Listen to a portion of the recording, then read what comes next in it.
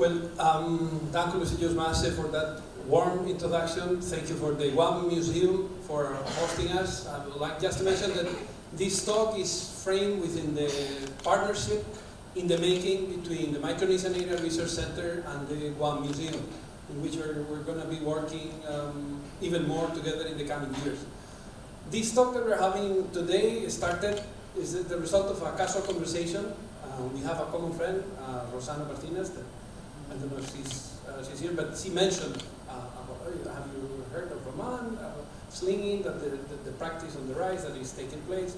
And then she mentioned also, have you met Carlos, that is doing research on Mark, etc., etc. So we realized that there are some interesting synergies taking place in our professional or field of interest. And as a result of that, that's what we would like to share with you guys, what's going on our field. I think that somehow frames the talk. Yeah, absolutely. Do you want to take over and mention? Okay, Ati Zan Hofday. Thank you very much for all of you in attendance. Just want to say that it's a big honor for me to sit in here and present this. Stone slinging, the craft, the art, the technique of it was very, very difficult for me, to learn. But something really told me that it's something that's worth the effort. So here I am, an endless servant and an endless student of the craft and art of stone slinging. Would want to again acknowledge Mr. Al-Wazama here. He's kind of like our first slinger. Anytime we ask our questions around what was slinging like in the past of Guam for our older generations, Al-Wazama is definitely the first, if not the only name that came up. We are honored to have you here. Thank you for attending. I've been able to sit with him on 2 different occasions, a lot to learn, and I can't mention enough about that. I'd also like to say thank you very much to all the cultural activists that were there in the past, not even necessarily stone slingers, our weavers, our artists, our carvers, anybody who was pointing interest towards this direction, because when the times were weak and everything was fading towards modernization, it were these anchor points that kept us interested. Now as we're, and of course I would like to say thank you to not just Al, but also all the former slingers.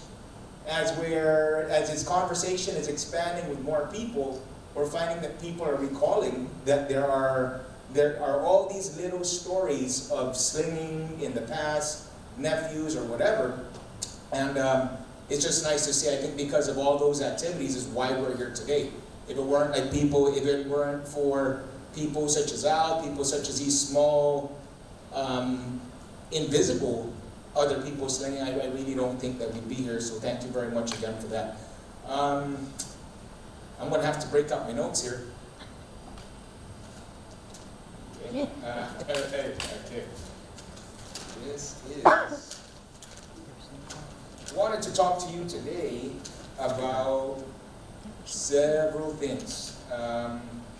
Before that, I'd also like to give thanks to all our sponsors. There have been a lot of people that have had faith and have shown their support for our ventures in slinging, not just for international competition, but also for local competition.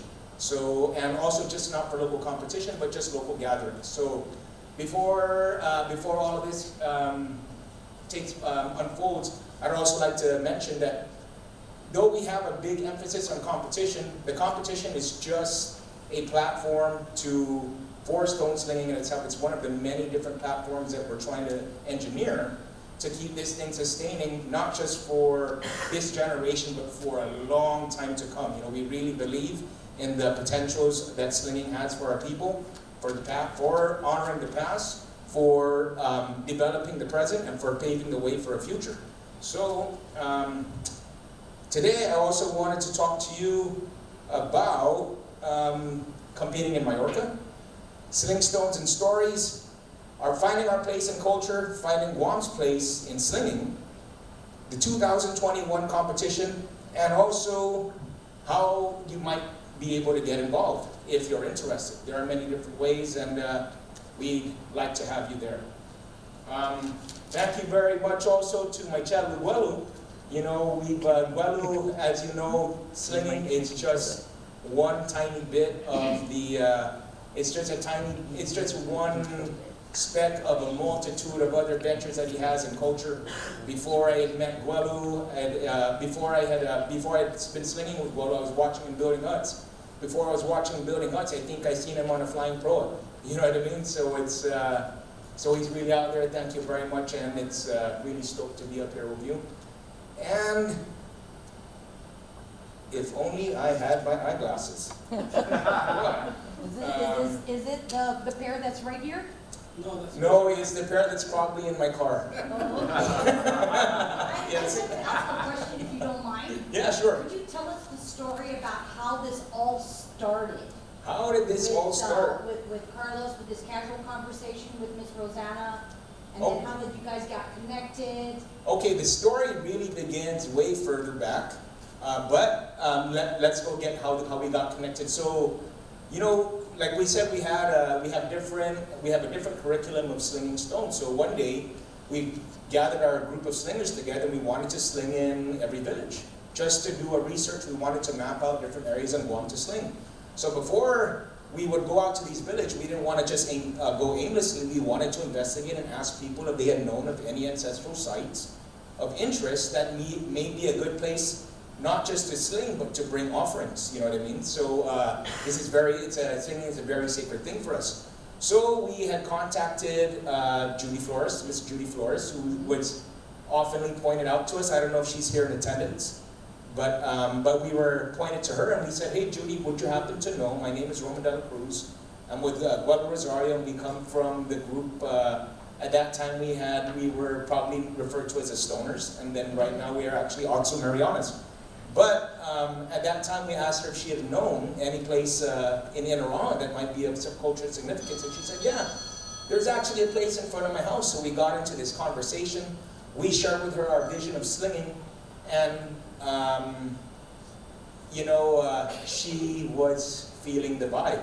You know, so a lot of us focus on slinging so much that we kind of lost track of how to make, things happen with sponsorships, with financing and all of that, because we're so fascinated with slinging. We don't really have such a great contact with corporate Guam, if that's even a word. So we mentioned to Judy. She gave us a graces. She invited us into her home. We had another great conversation. She said, hey, I really like your idea for 2021. Let me see if I can talk to some friends about this. She talked to Rosanna Barcinas. Rosanna is a great old friend of mine, you know what I mean? And then Carlos came into the picture. We started talking about this, and we realized that this 2021, what had sounded like a pipe dream before, was really something that could be instrumental.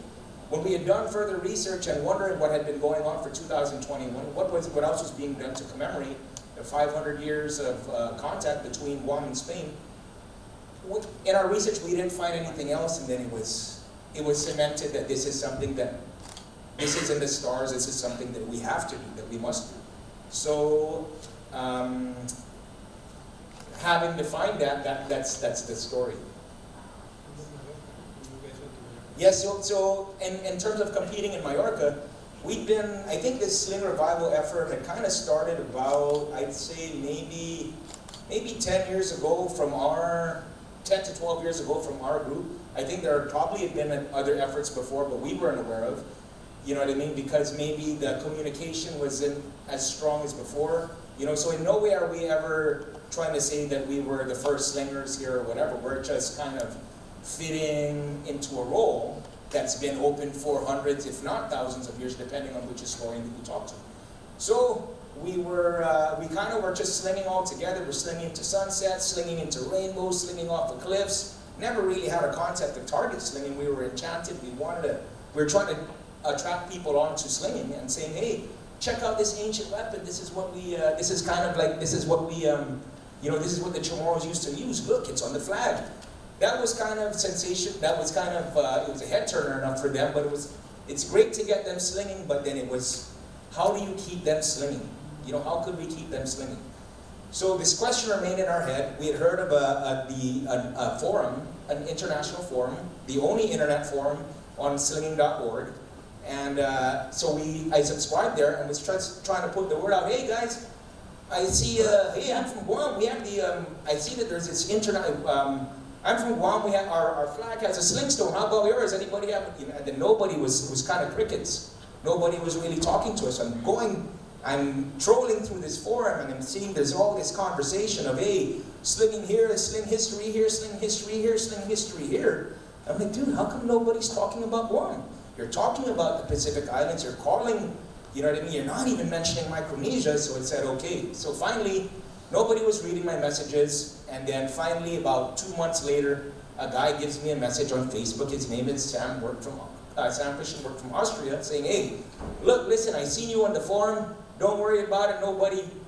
Sometimes people aren't too active. Don't take it offensive. But I see your interest in. I see your interest in slinging. I've been doing some research. Can you tell me a little bit more about your island? We told him. He was fascinated, and then he said, hey, look, we have this event. There's this international event in Mallorca. Maybe one day down the line, you can call your group of slingers, and maybe you could compete here. And say, when is it? It's in March. What month is it? It's January. It's the end of January. Hey, Gualu, you want to go to Mallorca? Where's that? I'm not too sure, but we'll figure it out. And then, so that was an international tournament. And then when we had got there, not only did we understand that none of these people understood that Guam slung, but I'd say 99% of these people didn't even realize that Guam existed. You know, so that kind of rang a bell and said, hey, now we have a chance to turn the heads and open the eyes and engage in a conversation with the world of slinging to our conversation that we hadn't been aware of. So you guys really put Guam on the map, didn't you? I don't know that. I think we helped. You know, I think we helped. I know that, you know, as we go on, as this whole slinging thing develops, we're finding out that there were maybe small sling efforts in the past. So I think we're just a piece of that puzzle, you know. So really happy to be a part of that. I think a big goal for us is trying to increase Guam's attendance, increase the Mariana Islands attendance in this event, because it's kind of, it's, you know, if you're understanding the history of what had happened close to 500 years ago, you know, there's a lot of symbolism involved in all of that. You know, like, you know, to be perfectly honest with you, when we went out there, we didn't know, you know, I think our mission was there to go and announce who Guam was, but there was also a mission out there to serve our ancestors. You know, and say, hey, let's go bring these ancestral stones and let's go send them where they really need to go, you know, and then, you know, as you go through that, you meet a lot of people, you find all this common ground, and you say, hey man, why are we even going to be angry about something that happened before? What's getting pissed off? What's that going to do? You know what I mean? And then you find all this common ground, and you eventually start getting close to all your opponents. You start cheering them on. You're like, wow, this slinging thing is a really, really good thing. So we said, hey, let's go take this sport. This is a great way. We saw there's a big, large community. You go down to their fields, you see families together, you see vendors, you see bands, you see musicians. You see a culture that's really embracing its history in slinging. You know, and what's great about the Balearic Islands is that their history in slinging goes back thousands of years. They've been, you know, I think they were even considered to be the first soldiers of fortune. Their militaries were so fierce that even after being conquered, instead of being eliminated, they were brought in as assets and saying, hey, dude, we'll pay you to take these guys to war. You know, and I think Carlos can confirm that, you know what I mean? But so it's great because slinging, it's just been a real great tool just to, you know, investigate deeper into our own culture and expand slinging and seeing our slinging history in the face of world history. So, and we're finding that slinging is massive. It's not just in the Chamorro people, not just in the Balearic Islands, it's all over the place, really, truly all over the place. Seeing that, understanding that, and realizing the potentials that we have in Guam, especially with an alliance, you know what I mean, with everybody, with the CNMI, we really see how Guam can take a lead in not just not just bringing a sport a little bit further, but it's elevating it to other levels, you know what I mean? And so now, every time we go out there, this energy exists between us and the other people, and all these curiosities grow. You see that it's nice because now all these other countries are willing, it really seems like they're willing to rally to Guam. Rally through Guam. There's such great support of Guam. In the last year, the winning team of the whole competition, when they asked them for their victory speech, the top slinger of that team looked at the crowd, pointed at us, and he said, "One day we will see you all in Guam." And he had his whole team chanting Guam, and for a moment the crowd was chanting Guam. We're all looking at each other going, what's going on? What are we doing here? This is crazy, you know? So we're telling them all these stories, and we're like, okay, hey, wait a minute, hey dude, these guys, I think they really want to come, you know what I mean? We're realizing that, of course, that's the goal. But now that we see that this is very possible, and we see how fitting it is for an event as commemorative as 500 years of connection, you know? Connection. So what, 500 years are going to go by, and then we're going to say, okay, the Catholic Church came, the boats came, yay, woo, you know? Okay, is that going to have any penetration with us as a people? You know, so we're not just talking about 500 years of contact with Spain, we're also talking about 500 years of contact with the Western world, so there's a lot to talk about there. You know, and if we miss that opportunity, 500 years go by, nothing happens, come 500 years, 501, and there's nothing really heavy to remember of, then it's going to be, it's sad. You know how Festback, who went to Festback? Everybody went to Festback, or so many people went to Festback. Remember how Festback made you feel? You can close your eyes and you can think and you say, damn, that was a good time in Festback. You could even be sitting in hot traffic with a flat tire and an accident not going 40 minutes, you could close your eyes and say, boy, Festback felt really good. We want to give them not just the visitors that experience of Guam in 2021. More importantly, we want to give that feeling, that enchantment to the people, to the Chamorro people of Guam, the Mariana Islands, and also to the diaspora that are living abroad. Dr. Madrid, you have a little bit more background with the Micronesian studies and most especially the Spain, Manila Galleon trade, and just primarily the history of Spain coming to Guam. What is your take with this sling-stone techniques and all of that, and how does that relate to Spain and the relation with Spain and Guam? No, it's right. I was really amazed, like to know how quick this thing has developed in the last 20 years, and how many groups are being active and they're investing their time and their energy, etc., in promoting Guam abroad, in promoting Guam here, and having outdoor sports that is traditional, at the same time is modern, is sustainable.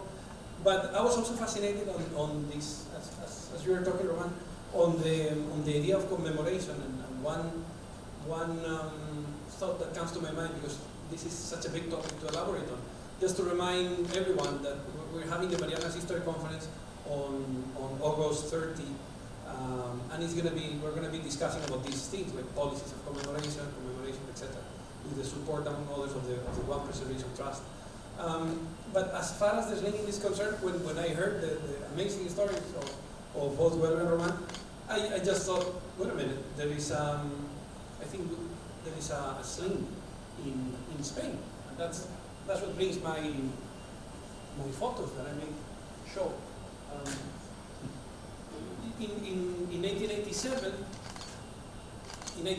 there was an exhibit in Spain about Micronesia, one of those colonial exhibits that the colonial powers were doing to promote the idea of sovereignty and the whole colonial discourse, that at the same time helped to preserve some ethnographical and anthropological items that are now in European museums. Especially the German museums are outstanding with this as the developers of anthropology to begin with. But in Spain, they have this 1886 exhibit. After the exhibit had finished, the exhibit included the Philippines, the Marianas, and the Carolinas, and the Caroline Islands. The collections were sent to a small museum nearby. It's the Anthropology Museum. Has a fascinating story. The haunted. The building is haunted. It was owned by a certain Dr. Velasco. Had an interesting story. But the bottom line is the catalog of the items that were sent there had a listing of which items were sent. And going through the listing, you can see everyone from Guam and from Saipan who donated items. Among them, of course, the governor. And the items that appear listed as donated by the governor are an hacha de piedra, and stone axe, moarras de hueso, spear points, spear tips made of bone, monedas de concha, coin shells, 10 sling stones, and una onda antigua, one antique sling. So I was wondering, well, I guess since the buildings are still there, both the Crystal Palace and the museum itself, I guess we can still find some of those. Unfortunately, many of the items, those are just a short list, the ones donated by the governor. And true enough, the other items are there, the other objects. Many are familiar to all of us, right? The mecate, the kanju, these, I will say, doga. Notice how these were made in Saipan in 1886. There are many other items. There are even a Chamorro woman from Agaña and a Chamorro guy. Chamorro woman is here among other ladies from the Philippines. We don't know who. We know her name is Dolores Dela Cruz. And I've long suspected that it's her, but there's no way to prove it. Is that Roman's auntie? Could be. We're trying to find that out. And what's exciting, if that is, and maybe we may have a connection, a closer connection to the source of this sling. You know, so that's worth an investigation. So we're trying for it.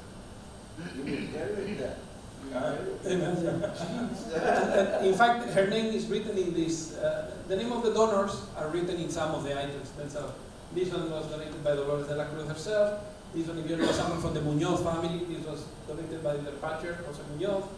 And then, yeah, there's a number of items that came from Agaña, Saipan, an antique plow, a modern plow, and then the sling. And it's there to be seen. This sling, which is probably, if I'm not mistaken, the oldest surviving sling from Madrid, as far as we can tell. The length is 118 centimeters. We have, thanks to the Museo de Antropología, that museum that I was telling you, we have close-up photos that can tell us about the intricacy of the weaving. We were discussing about what material it is. We were all puzzled. It's supposed to, I think it's coconut fiber, but it's hard to tell. We don't know if the color has been gotten like that because it seems not that it was given oil, and then there's some parts that are darker than the others. The two strips are made by 4 strips that are intertwined with each other. And they'll combine to the base of the pouch here in a triangular fashion. There are other photos. We take quick photos around the sling.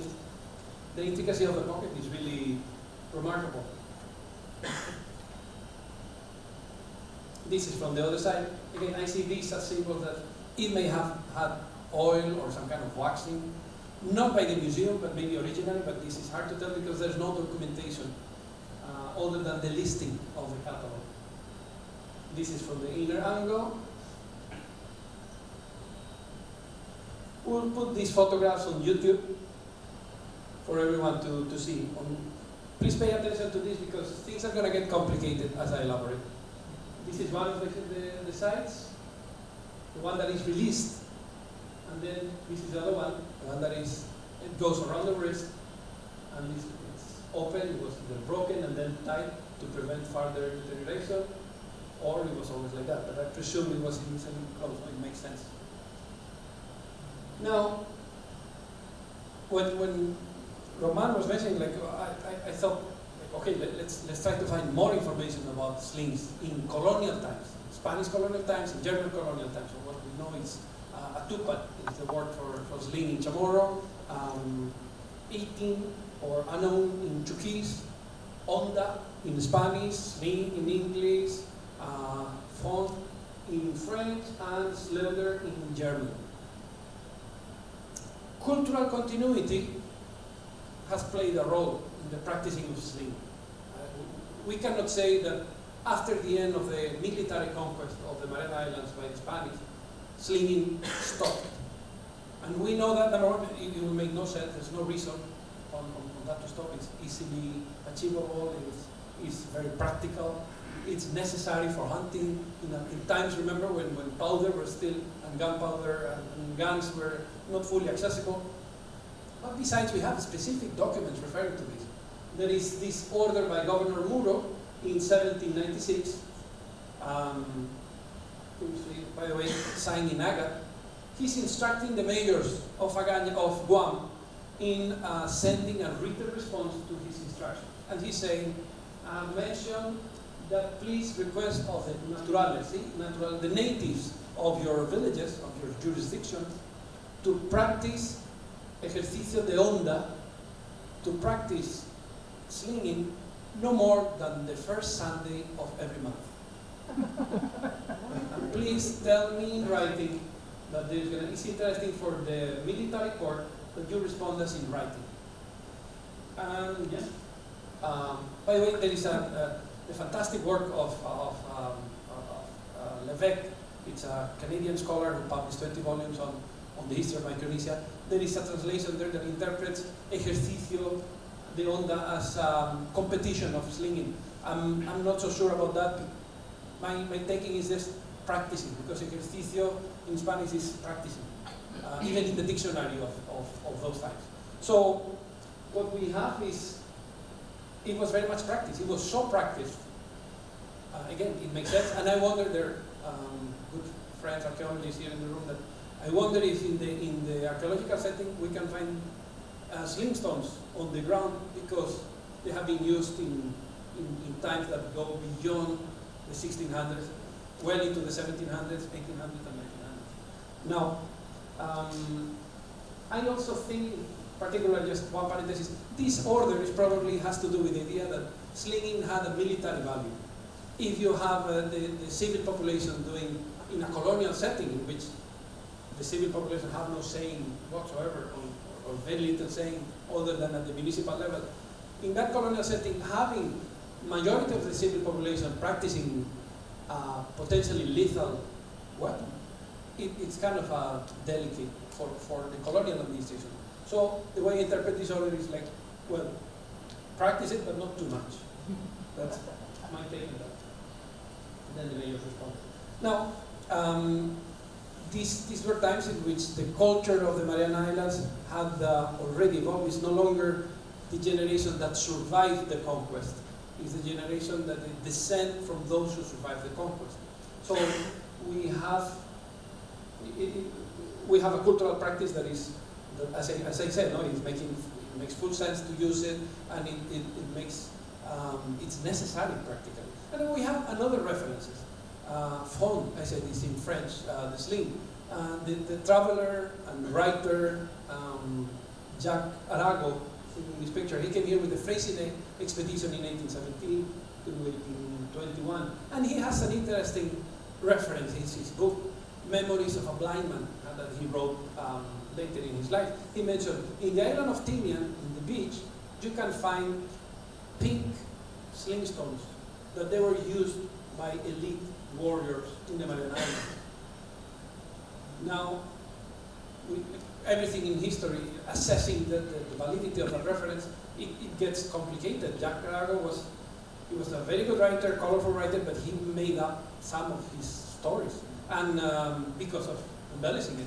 And he doesn't talk about slingstones anywhere else in the book. So we don't know that if he just happened to see a slingstone, he inquired, what is this? And he was told, these are for the good warriors of the Mariana Islands before.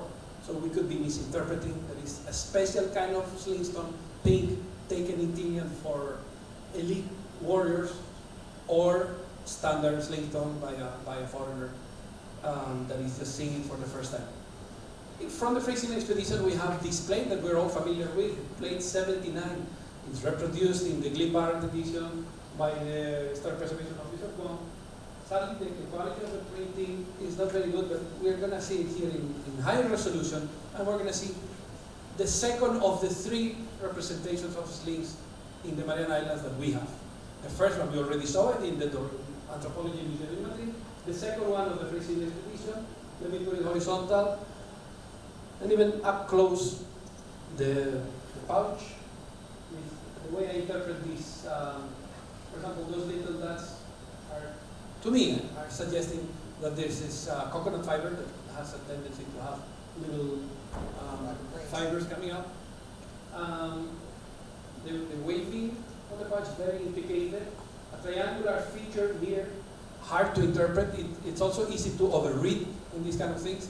For example, the fact that there are 9 lines of waving here, I think is just coincidental. We cannot interpret too much. The fact that there is a triangular feature at the base that unites the strip with the pouch, I think it's a true, faithful representation of you see there also. Right, to connect it. That's probably one of the most key parts of the sling. And so that the sling, the pocket won't collapse on itself. So that's engineered for, I mean, with that would gain an advantage in rapid fire slinging. So you wouldn't have to correct the pocket too often. No, right? Yeah. I see. So what it is, and I'm sorry to chime in, what's exciting is that now that we can understand this, having slung so many times, we could, just by looking at that, and I'm not an engineer at all, but just by looking at that, you can see that. And how about these other parts of the sling? For the wrist. For the wrist, but then this part that is not casually drawn like that because it's different from that. It's intentionally reflecting a feature of the actual sling. That's the way I interpret it.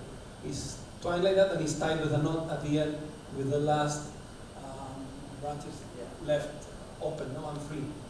Then there's a third one, and I'm not so sure. I would like to check with everyone. I see a third part in the sling. That there is the 2 strips. They're a dual strip, right? You see here 1 and 2, but then it becomes 1 towards the end. Before it's turned into the intertwined like that, there is this segment. I don't know if you can see it from there, but it's just a unified stripe. Could be just a casual way of drawing it. But the fact is if you notice, it's not exactly the same that the 1886 sling that we showed in Madrid. But then we have a third one collected by the German colonial governor of the Northern Mariana Islands, George Fritz. And this is in the Knowledge Museum in Berlin. Most likely, it dates from 1900, 1901. But again, I cannot tell if this is coconut fiber or not, but to me it looks pandanus. I don't know if you can even do a sling with pandanus. But it's, at the end of the day, it seems that there is a third type also associated with the Mariana Islands. Assessing these took me back to the Micronesian Area Research Center, where Dr. Rubinstein, here in the audience today, put me on the right track on finding, checking with the Sutsi expedition 1908, 1910, and their amazing ethnographic collection of items. The complex scholar Dr. Silenius, which before joining the Nazi policies, he was very accomplished, and he had with him Kramer, Augustin Kramer, who was an avid collector, and he drew in chalk some slings. Let me do a close-up of these chalky sling that we see there. In fact, I'm going to put it, by the way, this one, the one that is open, and the one that goes on the wrist, remind me on the way it's done to the Madrid sling, the one of 1886 that we saw the first. If we put it horizontal, you can see that there's more than 2 strips intertwined. There are 3, if not 4, because the fourth one will be behind. But also these ornamental things that do not appear in the one in Madrid. But then, yeah, the feature is the same, a triangular feature, very functional, no? It makes full sense. Go back one more, was that the island of Toll? Which one? Toll, yeah, okay. Yes. In, this one in particular, he drew it in Fananu, north of Bueno. And then the only, Kramer mentioned is that the slings were not from Chuuk. They were bought in the outer islands and then sold in Chuuk, which brings to the idea that it could be that the sling that is now in the museum in Madrid could have been purchased in the Marianas long time ago, before the 1880s, and then assumed or considered as local. That's one of the possibilities, but there are many. There's another Chuukese sling in the Peabody Museum of Harvard University. In fact, they have two. This one is one. Sorry, that's the best photo I got. But when compared to the other one, there's some similarities with the pouch roman that you were saying, to keep it open like that, and the thickness of the strips of the legs. Yeah, those and those. They have another one that is wrapped in a pandanus leaf because it was traded wrapped in pandanus across Micronesia. In scholarship, we have to suspend judgment until we can run out. There's no final answer on these things. We know that in Ponape, as seen in this photograph taken by the Japanese administrator in the 1930s, slinging was practiced as well, and with a simpler, perhaps, sling made of two legs intertwined. So we have seen, and I finish with this, we have seen three different types of sling associated to the Mariana Islands. The one in Madrid, 1886, the one drawn by Bouvet in the Freycinet expedition of 1817, and the one collected by George Fritz in the Northern Mariana Islands, and considered the three of them to be representation of Chamorro slings. At the end of the day, as far as contemporary needs are concerned, all I just said is there are exercises of museum, curatorial analysis, research, etc., but it falls short. We don't have to be carried away by the burden of authenticity. We don't live in we drive cars that look very different than 100 years ago, and the beauty of slinging is that it carries on to contemporary life. It's very entertaining. I thank Raman and Weller for being patient enough to teach me how to do it, and that was a lot of patience. So that being said, I think we have something that can be associated, and that goes back to what you guys were saying, branding Guam and the Mariana Islands as a slinging practice, as a hub for slinging practices around the world, and that's what we have been doing. Absolutely. So this is what I have to say, and I don't know if we can open Q&A among the audience. I'd like to get Guello's take on his experiences in Mallorca. And also I want to hear the story about your littlest competitor and how they meddled. Yeah, first, before I forget, I was on my way, I was asking somebody to come over here and attend this, and he goes, "Hey man, what's about the space show about the sling?" He said, "Okay." And then I took out a sling-stone and I started painting it, and I show him the flag. And I said, "Look at it." And he goes, "Whoa, no way." Let me show you what I...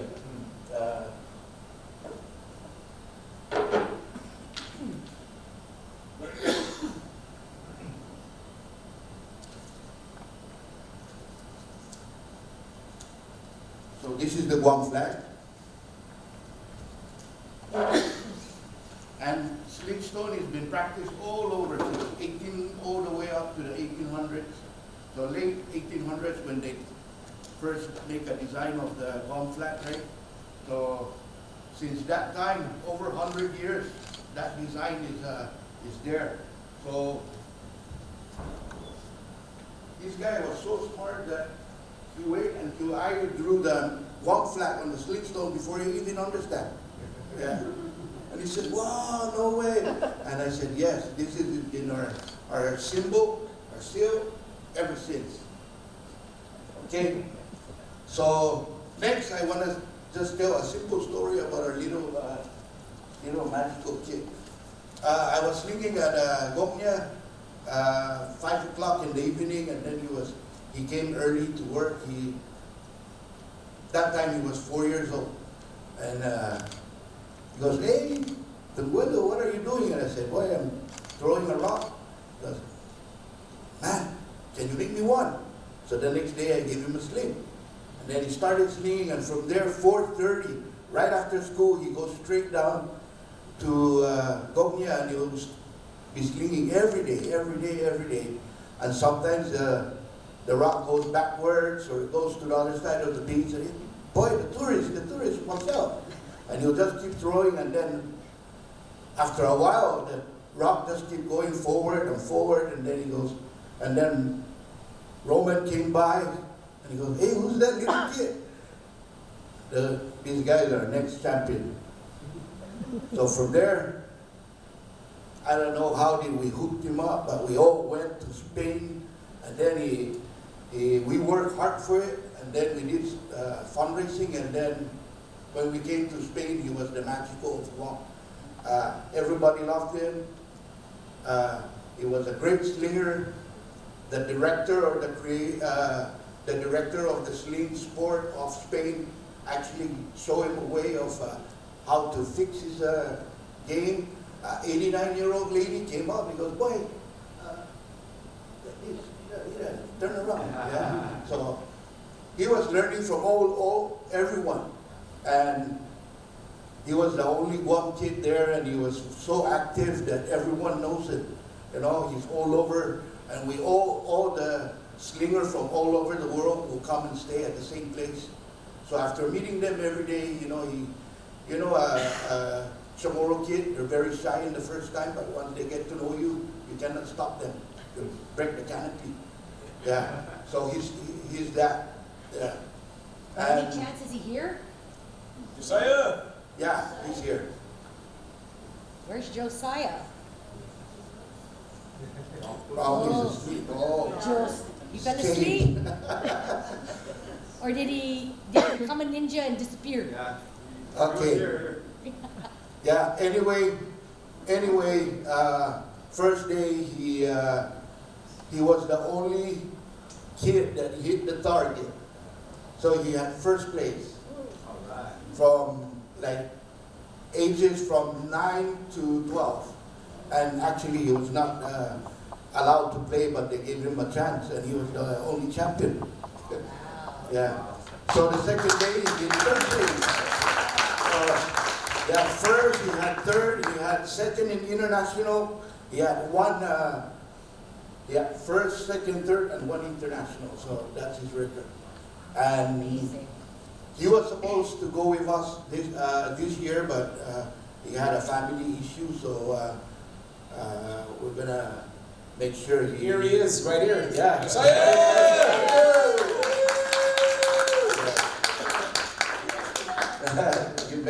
You messed it up.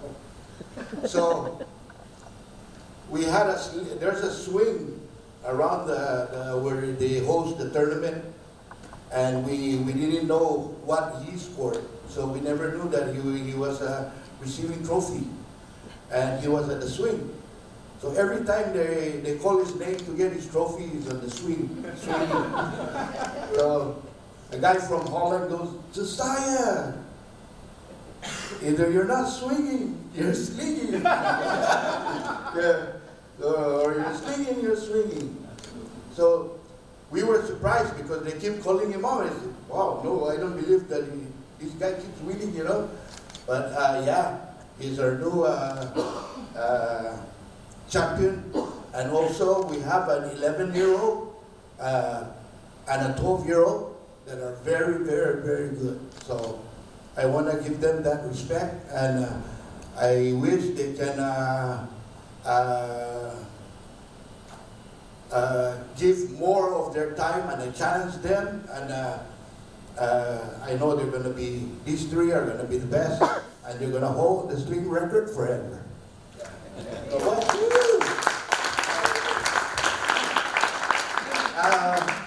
Can you tell everybody here what do you like about slinging?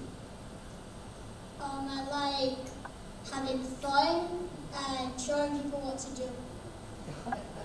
Yep, that's Is it. it dangerous or safe or? Safe if you don't want to aim. Thank you, Josiah. Yeah, could you share your experiences with slinging and storytelling?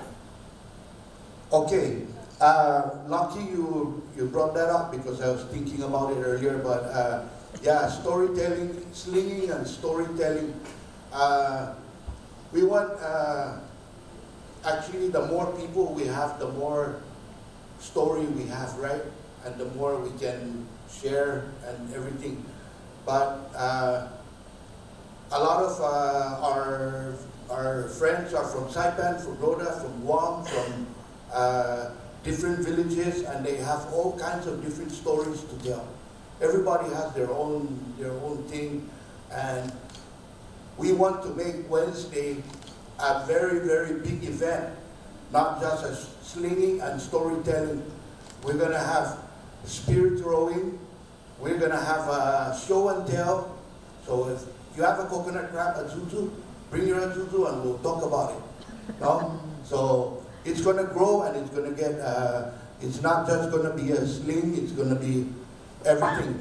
Anything you want to learn about the culture, you come to the Wednesday sling and storytelling, and you will learn talata throwing. We have 3 talata, so we'll teach you how to throw talata. And where is that? It happens down at Paseo,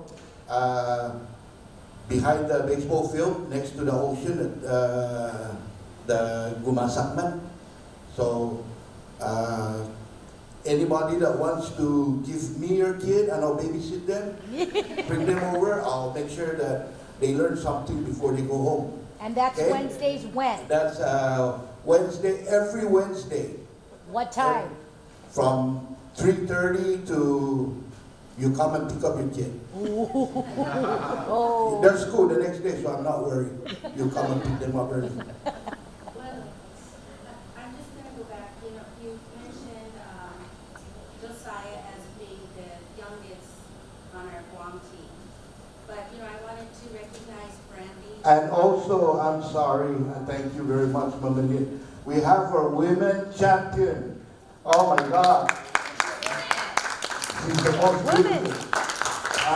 Brandy Ogden. Brandy Ogden brought to Guam 2 trophies. She's second place and international champion. Brandy J is a very good slinger too, and she's been very active with slinging for the first annual Interscholastic sports in slinging for the DOE. Brandy's team won first place and second place, the same school, Titan High School. So they were the champion of the high school. And the middle school, we have also our champion, Ra, for the middle school champion. Our slinger also, si Jamar, he took a first place champion for the middle school, the elementary school. So all our Otso Marianas are going where they want to go. Sainamasi. You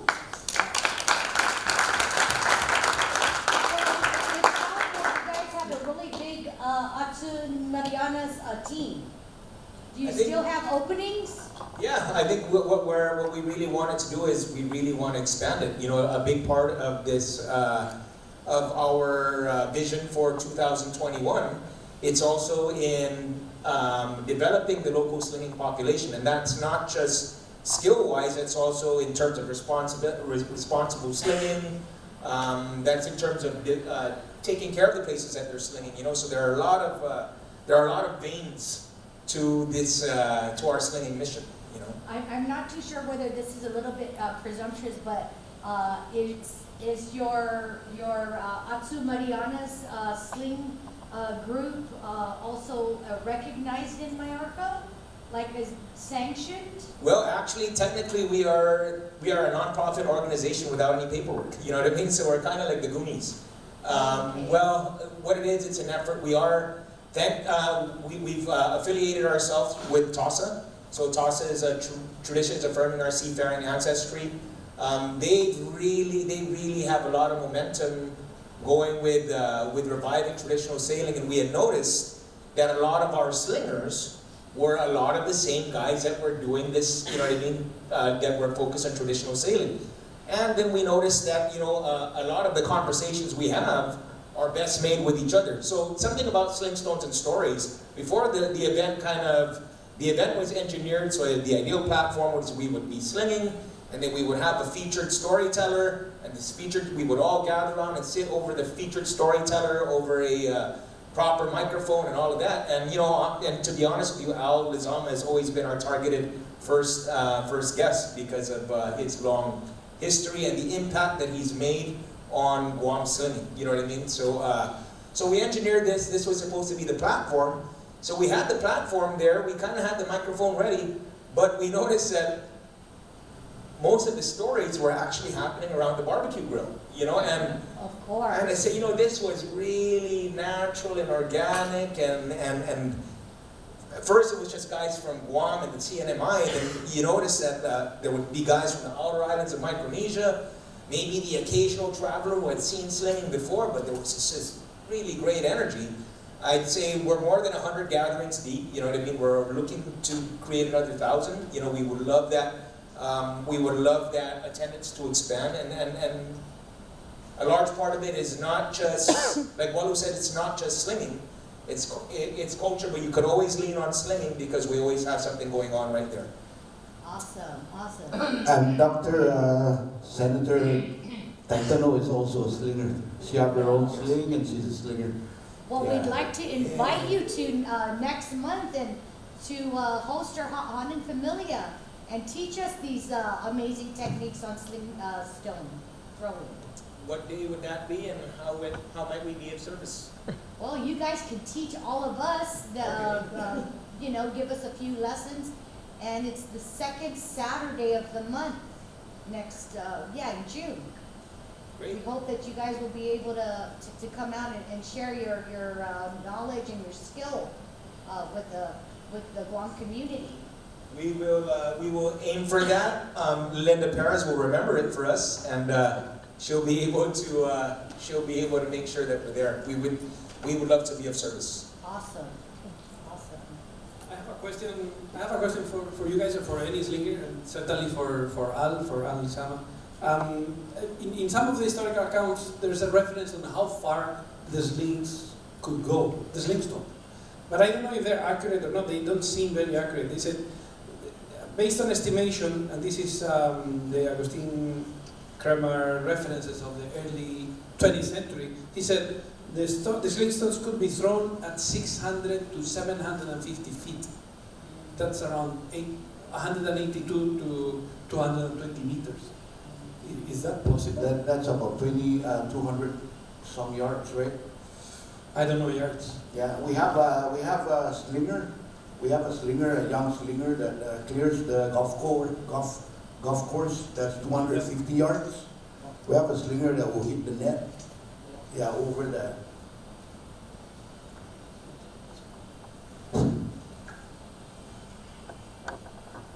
When I was about 9, 10 years old, I saw the movie David and Goliath. So that was the movie that had drawn me to try to learn how to throw a sling stone. And something happened that I changed what I've seen in the movie. I was trying to do it by myself. Anyway, he mentioned something about this guy that had a history about 600 feet? Between 600 feet. to 750.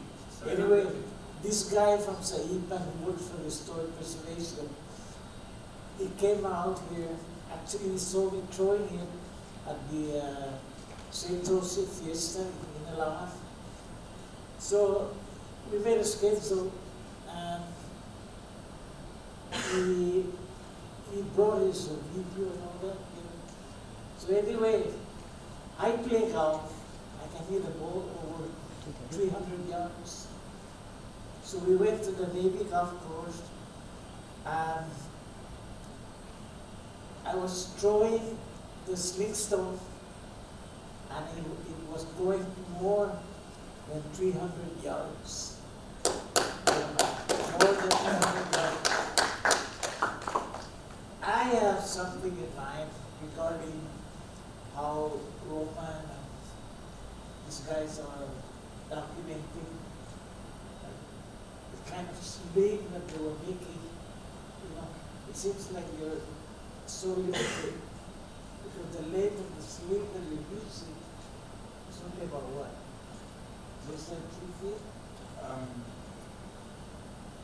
It varies. Some slingers like longer slings for distance, and then some slingers like the shorter slings for accuracy. Well, what I believe is that Chimodos, when they were using sling-stone, they were actually throwing those sling-stone more than 300 feet away. I mean, you don't want to throw the sling-stone 100 feet, you know. But sure, never mind using the sling. Well, anyway, I'm very happy that we have this many people that are interested in throwing the sling-stone because, well, one of this day we're going to be presenting sling-stone trophies to the different participants, you know. And I'm very happy for Mr. Roman and the other individuals that are really pushing this because it's going to be unique, and every time someone talk about sling-stone, the first thing that will come to mind is Guam. It's living in the Guam flag, you know. So anyway, I wish you all the best. Thank you. Well, thank you very much. And you know, I really I agree with Al. I see what you're saying in terms of with all this target slinging. Really, I completely agree that the emphasis, the advantage of the sling is not what happens within 100 feet. It's what happens way out there. So I do agree. I did personally have a problem with target slinging before. Outside of not being able to do it very well, I thought that the emphasis should be on distance slinging. And you know, in addition to that, a lot of people around the world, several slingers around the world, share the same view. Is why are we focusing so much on target slinging when really it was engineered for distance? So this is something that's not addressed. It's not addressed often in international competition, despite the fact that so many people are asking for this event. There is no real official attention to it. So 2021, we would love to bring that to the table and enter that and have that category and introduce that to the international world of competitive slinging, among other things. Yes, sir. I was just thinking because Al's perspective is that is the use of the sling for martial purposes, right? Yes. For defense, offense, and defense. Yes. So, you know, you're referring to when you say targeted slinging. There's nothing wrong with having targeted slinging, taking into account former martial purposes, right? Target slinging from a distance, and this is a good time to introduce that.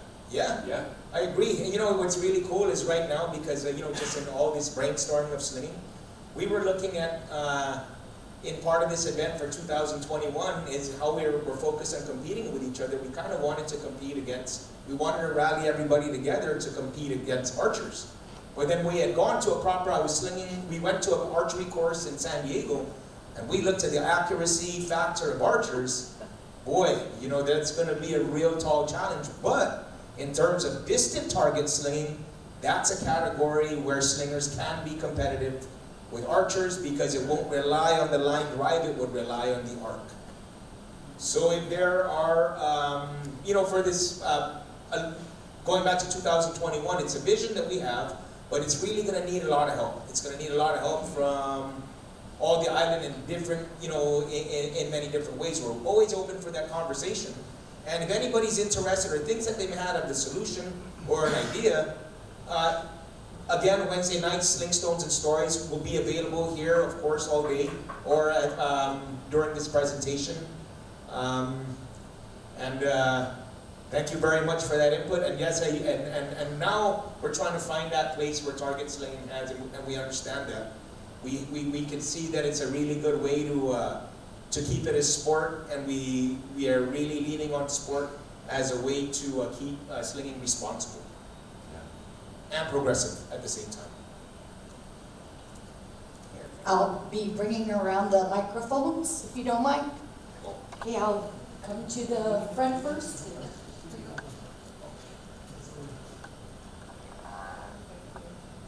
Thank you for your presentation. I'm just curious, who makes your slings and what is it made out of and where do you get your stones? Guelu generally makes our slings, but there are so many different ways to make slings. So I think within our group, we probably have about at least 10 people that can make slings. And at least 7 variations, if not more, of those slings. And that's not even factoring if we're bringing in paracord. As for stones, we're working with everything from river rocks that we find on the beach to even jagged stones, what's available. But right now we're really putting a focus on, we put a large focus also on tennis balls. Tennis balls are a good way. They have a really good identity. They're user-friendly color. They're globally, there's a strong identity that embraces it as sport. So we're trying to use these things to help work for us. Now, in terms of distance slinging, or even target slinging, we do have a completely enclosed sling cage, and in that case, we use small and smooth river stones. But an interesting thing that we've learned in this whole target slinging is it's amazing how all these lessons that are coming through just through throwing rocks. Is we have a target in Agana. We have a target that we aim for the stones that hit the bell. They break, so then they become jagged. So we can't use these stones for slinging at the net anymore because they would tear the net. So instead we gather these stones and then we sling them for a distance into the ocean, which eventually they'll get reprocessed, smoothened out, and eventually hopefully roll by the shores, and maybe somewhere down the line they'd be slung again. It's really nice to be just to gain all of this, and it's and we're hoping to bring the same for everyone. Got another question over here? Yes, sir. The sling stones that show up in archaeological sites are all different sizes and weights and composition and proportion. So that raises a question for you guys as professional slingers. When you look at the archaeological examples, can you tell whether certain ones were made for distance and other ones were made for accuracy? And then also for the international competitions, is there like a regulation sling stone, or can you just use anything? You could use anything, but they do have a category for tennis balls, which keeps everything uniform. And then generally for the category for slings, your sling should be made of organic fiber, at some point. But in terms of archaeological findings, yes, you do see the purpose for different stones. They all kind of look the same shape, but if you take a closer look, and a lot of these stones are incredible specifics, that really, specifics that showcase, if anything, a very sophisticated understanding of slinging. It wasn't just, you could see from the presentation that they had several ways to make a sling. As we understand this, just from slinging, we understand that we were kind of wondering, was there a traditional way how people slung? But how could you say that that's just as wide and abstract as saying, is there only one way to throw a ball? There's several ways to throw a ball, so there are many ways to throw a sling. Okay, going back to those questions, yes, you can see, you feel the weight, you feel the material, and the more you sling, you get a better understanding of these things. Did that answer the question? Yeah, thank you. What's kind of cool is, like you mentioned, that there were all different kinds of sling stones. There was a little time ago, and this is I'll give to you guys a story of an experience that kind of besides all of our adventures in promoting the structure of slinging, there's also like stories of a special force that's kind of weaving its way through this whole process. There was a day where, have you been to Gun Beach? Everybody has been to Gun Beach? As we understand, that was also known as a place that's Guam. There, in that parking lot of Guam, there are the beach bar, there are these 2 circle mounds. Now in those 2 circle mounds, they're just plain grass. I always wondered what those plain grass were for. After talking to the late Ignacio Camacho, Nosh, he had mentioned that in these circle mounds, this is where the graves of a lot of this is where the remains of a lot of the bodies that were located in that area were put. So after hearing all of this, they said, okay, I have a different understanding for this. So one day, went there to the beach, went for a swim, sling on the beach, come back and I see some trash on one of these mounds. I decide to pick up some of this trash. When I go to pick up this trash, pick up the trash, say a prayer, going around the parking lot, and around the parking lot, please, 1 second, this. Right on the surface,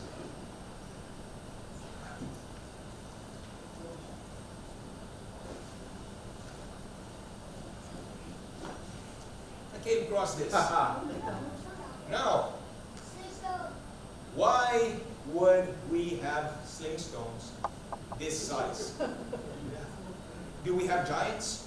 Were the ancient Chamorros really super duper strong that we would be able to do that? I would love to say that, but if they were really that strong, they'd have to be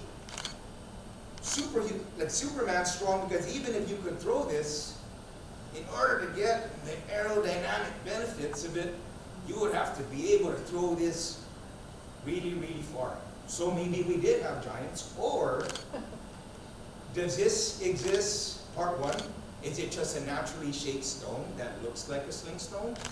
Could be, but, or could it be that we had a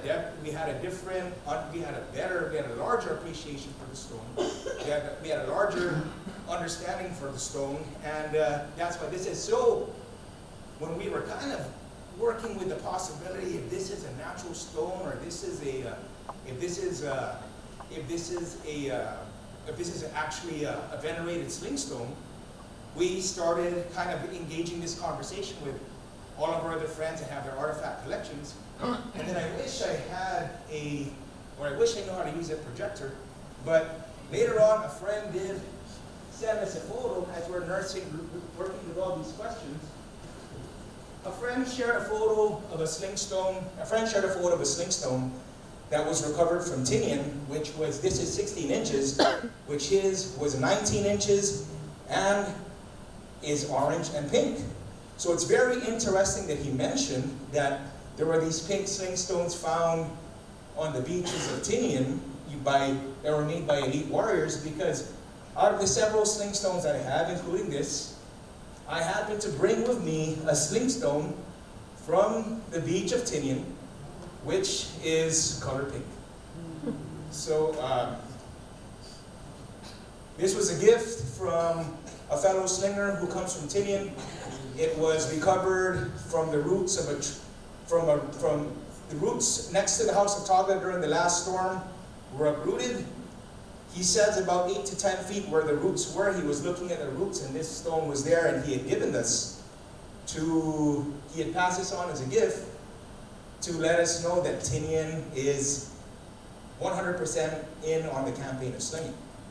So, yeah, so that was just kind of, that really stoked me out. But yeah, so with that being said, we have been able to locate and see, we have seen at least 3 other sling stones this size and the size of the others. We're looking for more.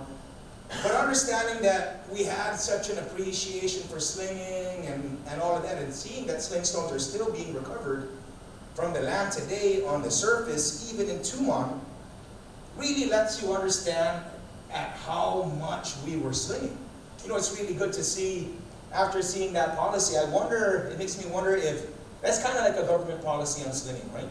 Could that have been possibly the first government policy of slinging in the world? Maybe, maybe not. But you know, all of these possibilities do exist.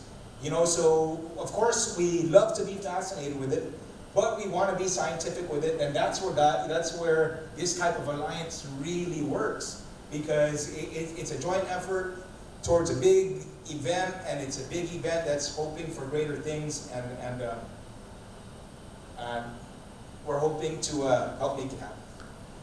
Now that you mentioned Roman, I forgot to address that we're hoping to bring, with the Guam Museum, with Domenica and Mark, to bring the collection of the 1887 exhibit to Guam, or maybe to the Northern Mariana Islands, as part of the commemoration. We'll be working on that in the next year.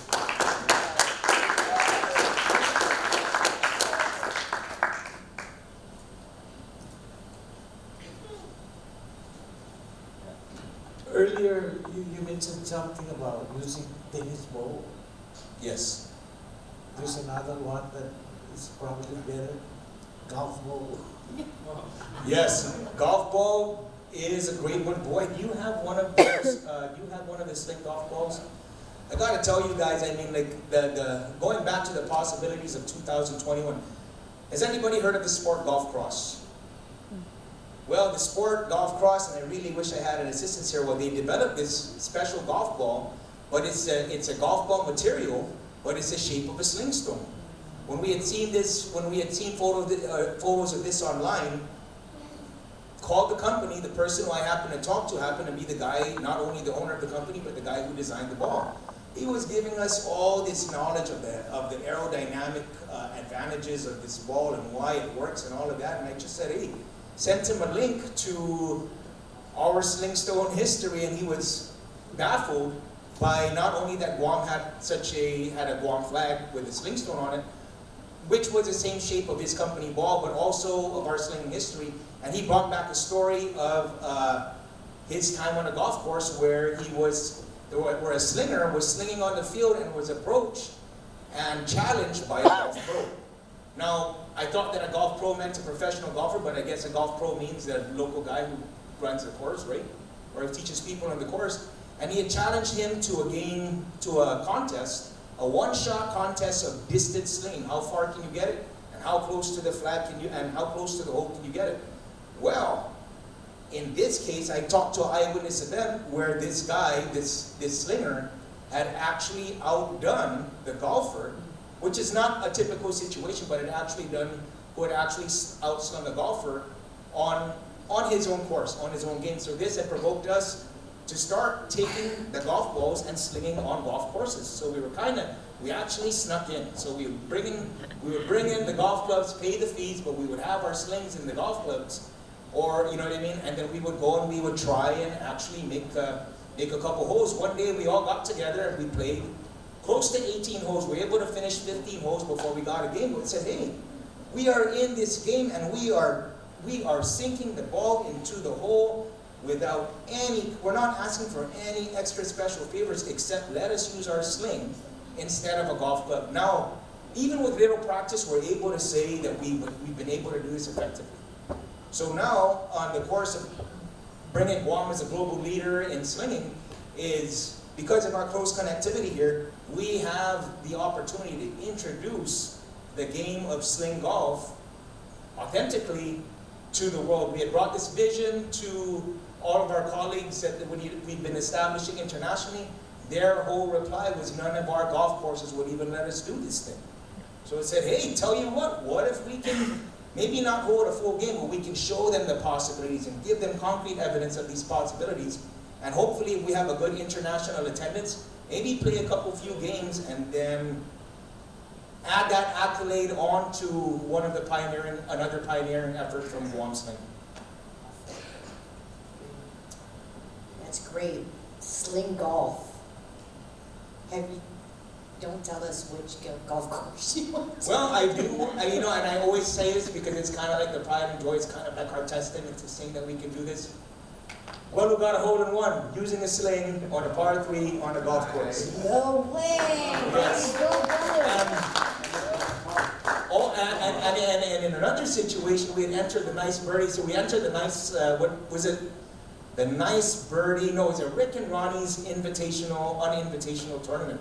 we'd gone there with slings, and there were people that were on this course, and they were kind of watching us with our slings, and some people were kind of laughing at us, thinking that we're just going to be a bunch of laughing stocks on the course. So there was this one part of the area where somehow almost about 70% of the competitors are gathered around this one hole, and everybody was watching. And in this one hole, if you get a hole in one, you get a car.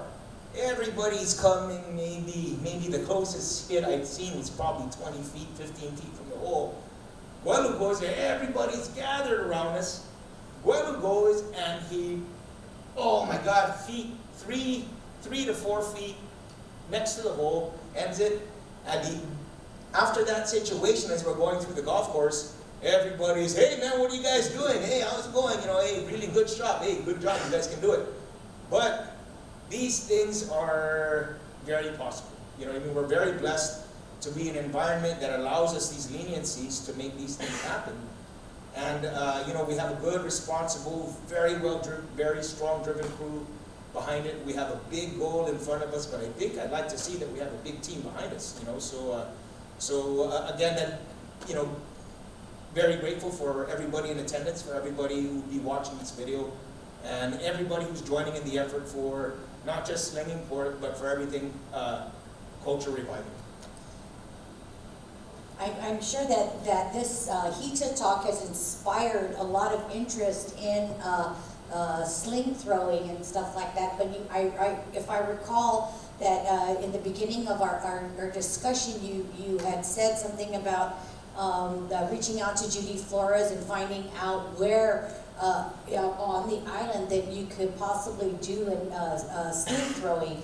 And I do know that you guys do it there in Paseo, near the boat basin. Yes. However, are there other locations around the island that you could possibly share to these newly inspired people that are wanting to somewhat self-teach or practice with the sling, where they could possibly pick up slings now?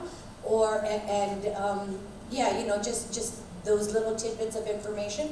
Well, there are actually numerous slinging points depending on which village you want to sling at. I think we've mapped out a really good portion of the island.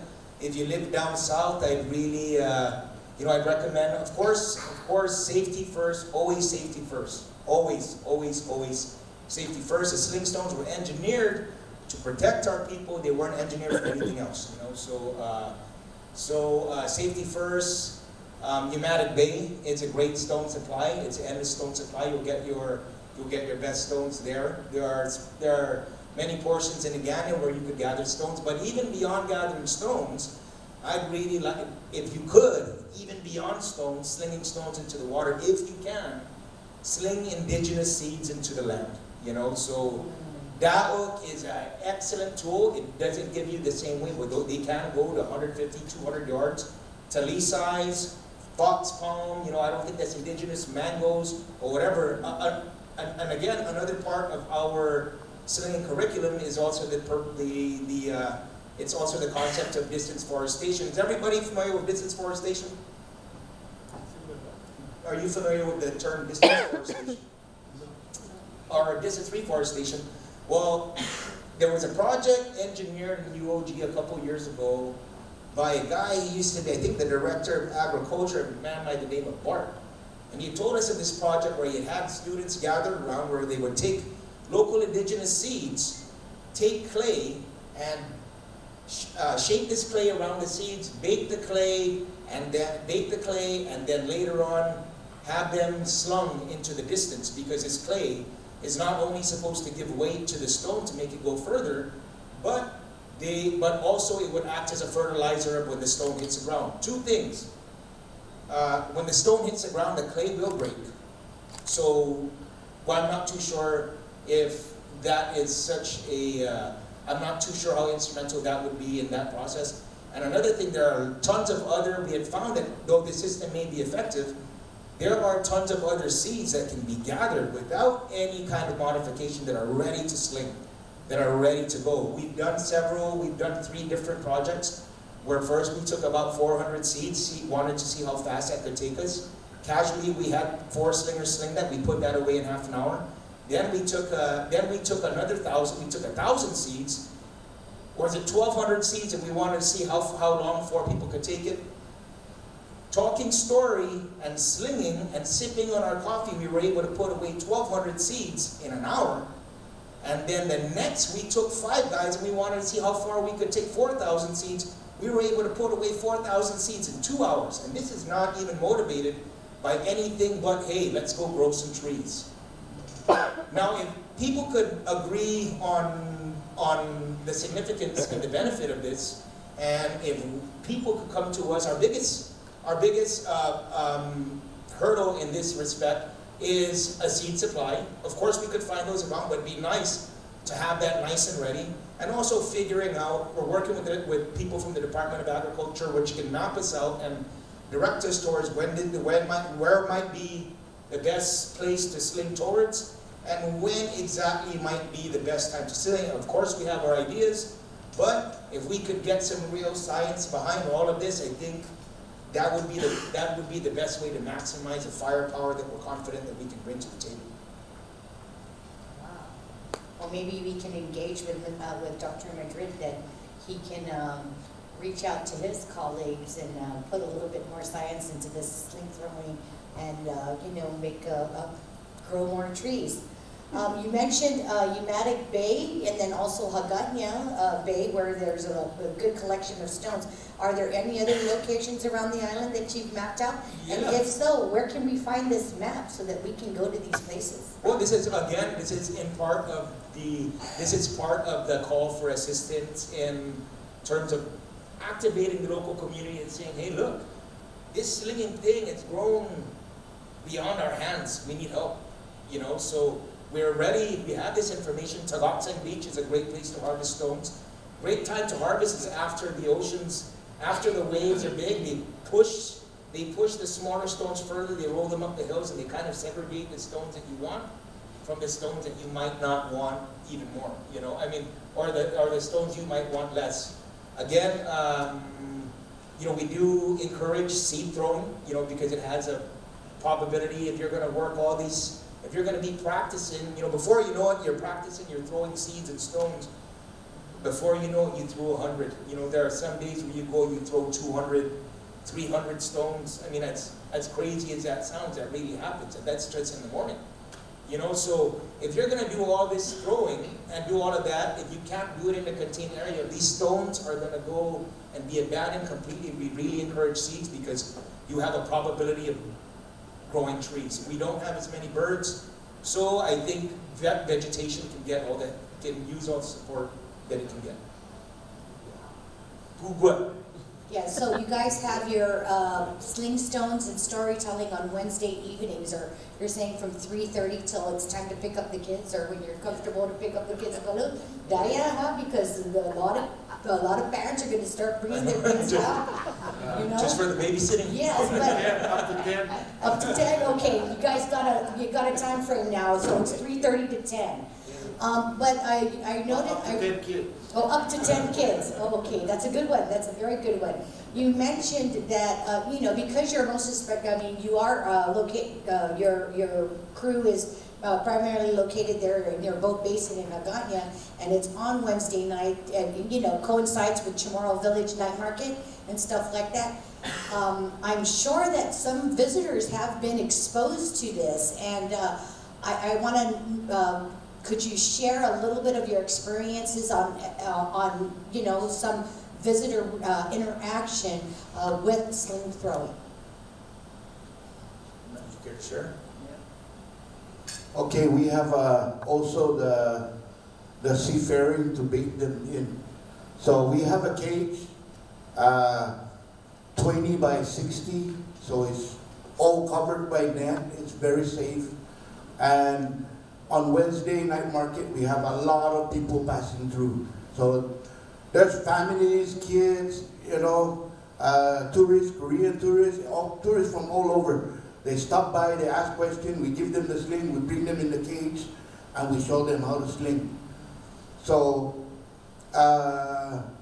it's very safe, and it's very good to not just only to learn about the slinging once we have the tourists come down and we you know, I'm very good with tourism, so we hook them fast, and then once they get there, they don't just learn about the slinging, they learn about the whole culture. Right when they talk about the slinging, all of a sudden they'll be, okay, you see that star? Like, oh wow, I'll pay $50 to go stargazing, and you just gave me a star gazing for free. I said, hey, you know, everything, we just, you know, whatever comes in mind, you learn something different. But whatever culture, whatever that you're interested in learning, come down to our site and you be able to find whatever question you have about the culture. You practice it. I want to share a story. Yes.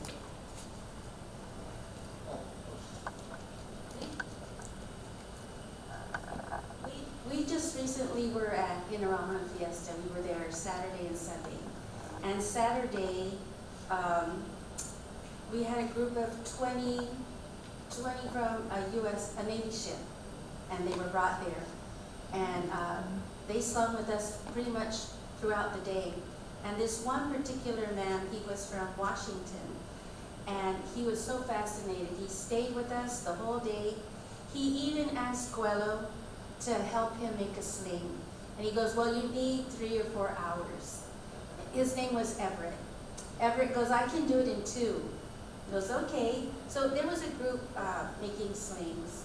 And so Guello started him on a sling. He did do it in 2 hours. And he took it home, and I got his name, I got his ship, I took his picture, and he goes, he would love to come back, you know, and he did. Then we've had a couple came Saturday, was very interested, came back Sunday. Sunday we had the Air Force. We have a lot of tourists. When they see, they stop. And not just Asians. We've had some from Europe, you know, stop, take pictures, always wanting to know. And they'll stay most of the night with us and just interact.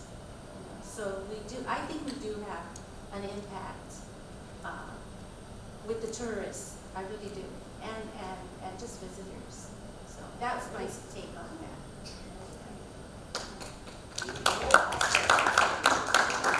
Engaging with our visitors is very important because they sustain our island in more ways than we can truly ever know. I want to find out, are you guys on social media? Yes, we are. What's your hashtag?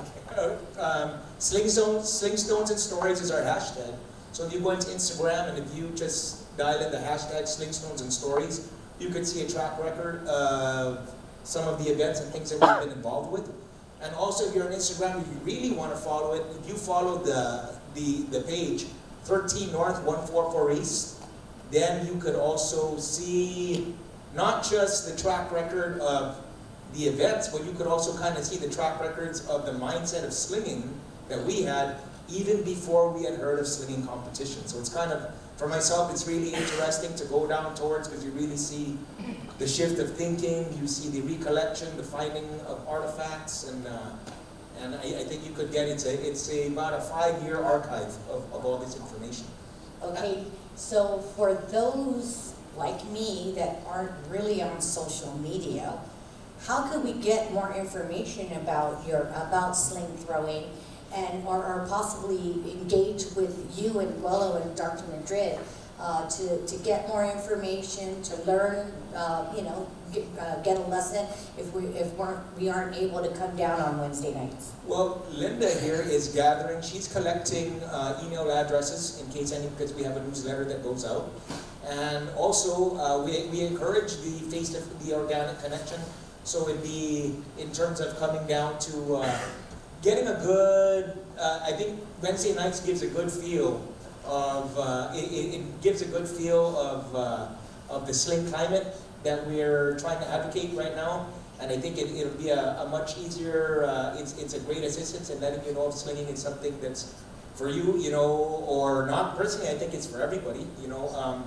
The age dynamics of who can sling right now, we have people slinging from 6 to 60 years old. You know, with Carmen and Kim right now, we have grandparents slinging with their grandchildren. You know, can you imagine that? And it's a sport, it's a craft, it's an adventure, it's a lifestyle that you could take with you for a very long time. Again, like Walu said, the oldest slinging competitor in the world right now is 89 years old. Wow. On the sling tournament that we had competed on in Mallorca this year, they had, I think, 12 competitors over 70 years old. One of the most dominating top 5 slingers in the world in every category is 74 years old, and he's not only that, but he's been competing since the very first day of sling competition in the Balearic Islands, which is 44 years ago, and he was competing because it's also an event that he helped create. So this guy's attention is also on Guam. These guys, him and his wife, who both sling, are planning on coming to Guam. And there's, we're trying to make things as easier for them. Next year we're going to be returning to Mallorca. We're going to be going through Ibiza and Menorca, slinging again with them. With the local slingers, not for competition, but in storytelling. We're going to mimic these events of storytelling, but now with the Balearic Islanders, so that's a good one to look forward to. And also in 2020, next year, we have gained an audience with, we are scheduled for a 1-hour presentation on Guam 2021. So this is for the whole tournament. And that is in Mallorca. That is in Mallorca. Oh, so this is an annual competition that you are working towards attending annually. I think I'm bringing it here, and I think ultimately in 2021. We'd love to launch our own signature event, and I think 2021 is going to be a great opportunity because they're going to see, hopefully, our capacity of throwing events and hospitality. It's not a single day. These guys are coming from a far away. Our guys are 2021 is a big event. We're looking for a 3-day minimum curriculum, possibly extending that to a 6-day and a 9-day option. So we really want to bring something together for 2021. Again, you were asking a question about where slings are available. Sling Stones and Stories, which happens every Wednesday night. A large part of this, we do carry some stock sling supplies, but I think part of really connecting with the culture is watching the weaving, watching the making of the sling. So we always have somebody there who's ready to not only customize your sling to your length and your preference, but also there to give a free slinging lesson, to give you tips, to let you know how you can take this further, some mistakes you don't want to make. Whether you want to join the community, you want to do it for yourself, there are so many benefits that we can't say enough about. If I can ask one more question, Willow, you mentioned something about Miss Brandy here and her winning as well, but also that it's also interscholastic. Yeah. You guys learned in school, or No, they she have a taught team at school? You were taught at school. No, she taught it. You teach it at school? Yeah. Yes. Oh, okay. So would you guys both share a little bit about that? I mean, this is the first time I'm actually hearing about it for public schools. About sling throwing in schools. Yes. So my experience with teaching in the classroom, or GDOE, just happened the past couple months. It was a movement, I believe, that was spearheaded by Anthony Diaz.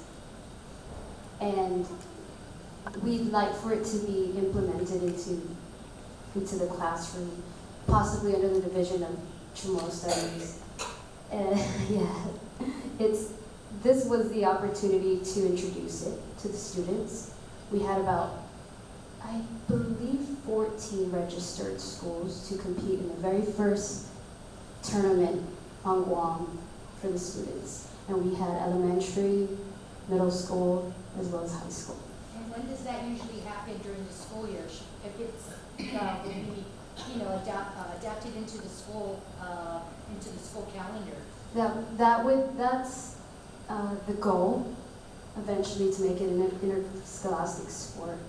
And those winners, this is just an idea, those winners would be the ones to compete in something like the international tournament in Spain, or wherever it's held at in the world. So the first competition was August 27th. I'm sorry, April 27th. Just passed.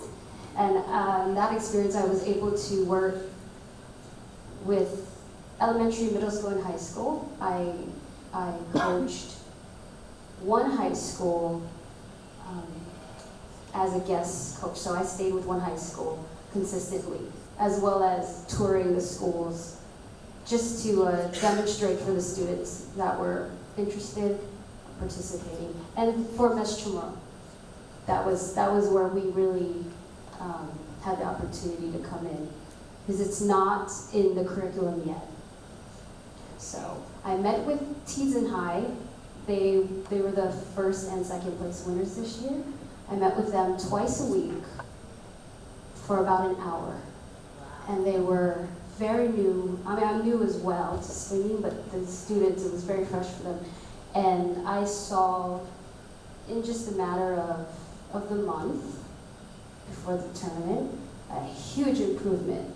And these kids are dedicated, they're focused, they're interested in continuing the sport. And the tournament was very successful. We had it at Teason Raiders football field. Yes. And yeah, it was successful, and I believe there was some media coverage on that. And I also stood in for Stumbo, which was the middle school champion for that tournament. So I had to stand in as a guest coach for them. So that was quite a accomplishment. Well, I know there are competitors right there. So yes, that's something we look forward to in the future with the students. We had the school tournament. We're looking to possibly have a village tournament where we have people representing their villages, and as far as where people can sling, we would like to address the mayor's council and see if they would be interested in having one that's available for their community, for their village. Maybe they can put a sling cage at the mayor's office for each village, or maybe host something every Mes Chamorro. There's a lot of things still to develop for our movement. But thank you. This is very interesting. It also is very inspiring to have you guys here to talk about this, and then hopefully this one, this event, lights a light bulb on top of somebody's head to really pursue the growth in this sport. I'd like to ask if there any other questions in the audience. I must say that this is a very, very well-attended event. I mean, I'm loving it here, and I can't wait to learn a little bit more. The Guam Museum did have an opportunity to engage in one GVB signature event, the Coco Kids Race. And we invited one of your apprentices, would I say, Matt Regis, to teach some sling throwing at Epal Beach, and it was very, very well received. And yeah, they kept him busy all day, and I was just there to watch him. Excellent. You know what's coming up right now that it's FestPac 2020. We have the Micronesian Island Fair. We have FestPac 2020. We think that slinging. We really feel that slinging is a great tool towards distinguishing us among Pacific Islanders. So if there's anybody out there connected with FestPac, and we'd love to get a sling cage going on in Hawaii. We think it's a very authentic representation of the Chamorro people. And it's also a great way to share culture, and importantly, it's also a good way to campaign 2021. I mean, besides activating the Chamorro, local Chamorros through all the islands, all the diaspora, encouraging them to compete here, we also would love to motivate the rest of the Pacific to come here and compete in 2021 as well. I think it'd be a great, it's a great opportunity for culture sharing, and it's a good opportunity for everybody to get an overview for the slinging world. So. Yes, we're excited. I definitely want you guys to come back next month. All right. So any final thoughts, Dr. Madrid? I think that everything has been said. Just we look forward to continuing the promotion of slinging in Guam with the support of the institutions, of the different groups, and with you guys. That's going to be easy. And for the rest, don't forget that the Micronesian Area Research Center, there is a lot of information available for everyone. It's a public service. And the upcoming Mariana Sister Conference on August 31.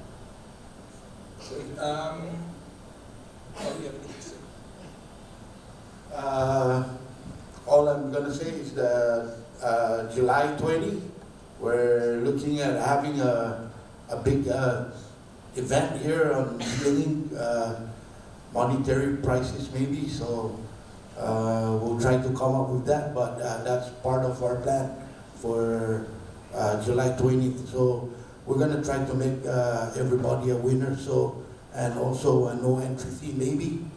We'll come up with whatever next time and let everybody know what's going to come up with that. I think, again, thank you very much for attending. Again, this is, there's a lot of things, a lot of reasons to sling, I mean, for culture, for community, but something that really shouldn't be forgotten, it's really for life enhancement, and for those of you who have tried slinging, you can see that slinging is a great way to connect with the primal forces that are not exercised as often with modernization. I think it's a good way, it's a sense of relief, it's a vehicle towards achievement, and rocks are free. So it's a good way of making yourself rich for life. Thank you very much for attending. I think we may have forgotten a couple of things, but in a nutshell, we're always accessible. If not Wednesday, if not here, social media, Wednesday nights, Sling Stones and Stories by the Chamorro Village, Gumasak, Mantasa. Thank you very much.